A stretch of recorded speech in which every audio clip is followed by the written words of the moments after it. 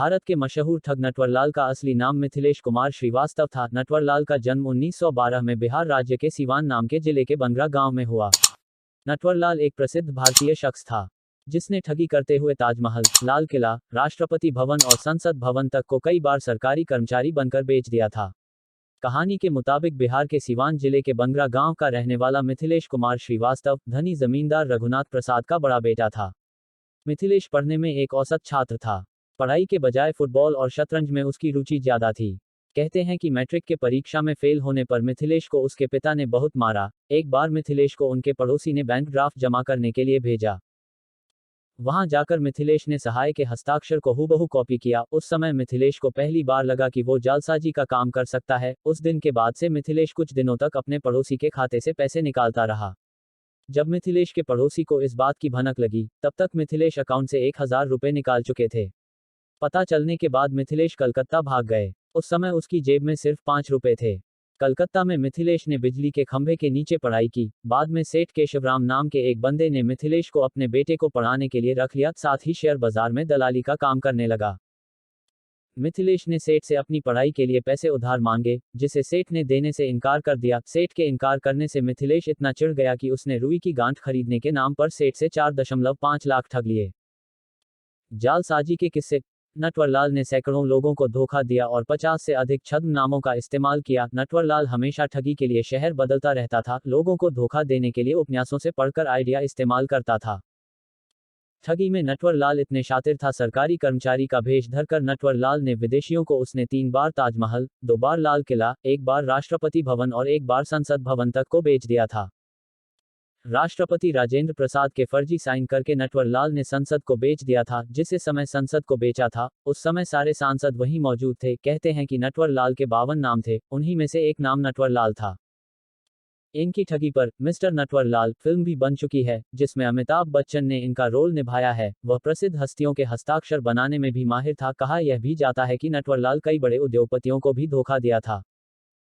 नटवरलाल एक बड़ी रकम नकद उनसे यह कहकर लेता था कि वह एक सामाजिक कार्यकर्ता है। नटवरलाल ने कई दुकानदारों को लाखों रुपये का चूना लगाया। दुकानदारों से बड़ी संख्या में सामान लेकर उन्हें नकली चेक और डिमांड ड्राफ्ट द्वारा भुगतान करता था। दिल्ली का कनॉट प्लेस। सुरेंद्र शर्मा की घड़ी की दुकान थी। एक दिन सफेद कमीज और पैंट पहने एक बूढ़ा आदमी घड़ी की दुकान में जाता है और खुद का परिचय तत्कालीन वित्त मंत्री नारायण दत्त तिवारी का पर्सनल स्टाफ DN तिवारी रूप में देता है और दुकानदार से कहता है कि प्रधानमंत्री राजीव गांधी के दिन अच्छे नहीं चल रहे हैं, इसलिए उन्होंने पार्टी के सभी वरिष्ठ लोगों को समर्थन के लिए दिल्ली बुलाया है और इस बैठक में शामिल होने वाले सभी लोगों को वो घड़ी भेंट करना चाहते हैं। अगले दिन वो बूढ़ा आदमी घड़ी लेने दुकान पहुंचा। दुकानदार को घड़ी पैक करने की बात कह एक स्टाफ को अपने साथ नॉर्थ ब्लॉक वो जगह है जहां प्रधानमंत्री से लेकर बड़े बड़े अफसरों का ऑफिस होता है, ले गया। वहां उसने स्टाफ को भुगतान के तौर पर 32,829 रुपए का बैंक ड्राफ्ट दे दिया। 2 दिन बाद जब दुकानदार ने ड्राफ्ट जमा किया तो बैंक वालों ने बताया कि वो ड्राफ्ट फर्जी है। फिर दुकानदार को समझ आया कि वो बूढ़ा आदमी नटवरलाल था। और इसके बाद वित्त मंत्री VP सिंह तो कभी वाराणसी के जिला जज का नाम तो कभी यूपी के CM के नाम पर नटवरलाल अलग अलग शहर में दुकानदारों का चूना लगाता रहा। नटवरलाल को 9 बार गिरफ्तार किया गया था, लेकिन हर बार वह जेल से भागने में सफल रहा। उसे जालसाजी के 14 मामलों के लिए दोषी ठहराया गया था और 113 साल की सजा सुनाई गई थी, लेकिन उसने मुश्किल से 20 साल जेल में बिताए। आखिरी बार जब उसे 1996 में गिरफ्तार किया गया था तो उस समय उसकी उम्र 84 साल थी, लेकिन वह पुलिस को चकमा देने में फिर से कामयाब रहा। उस समय वह व्हीलचेयर का उपयोग करता था और उसे कानपुर जेल से दिल्ली इलाज के लिए अस्पताल ले जाया जा रहा था। नई दिल्ली रेलवे स्टेशन मौका पाकर वह गायब हो गया। इसके बाद उसे 24 जून 1996 को पुलिस द्वारा अंतिम बार देखा गया था। उस तारीख के बाद उसे फिर कभी नहीं देखा गया। नटवरलाल को अपने किए पर कोई शर्म नहीं थी। वह अपने आप को रॉबिन हुड मानता था। कहता था कि मैं अमीरों से लूटकर गरीबों को देता हूं। उसका कहना था कि मैंने कभी हथियार का इस्तेमाल नहीं किया। लोगों से बहाने बनाकर पैसे मांगे और लोग पैसे दे गए। इसमें मेरा क्या कसूर है? आखिरी बार नटवरलाल बिहार के दरभंगा रेलवे स्टेशन पर देखा गया था।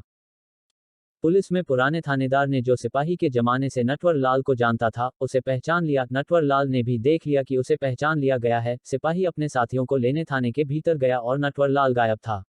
यह बात अलग है कि पास खड़ी मालगाड़ी के डिब्बे से नटवरलाल के उतारे हुए कपड़े मिले और गार्ड की यूनिफॉर्म गायब थी। नटवर लाल के छोटे भाई गंगा प्रसाद, जो कि गोपालगंज में रहता है, का भी कहना था कि नटवर लाल का अंतिम संस्कार 25 जुलाई 2009 रांची में कर दिया गया।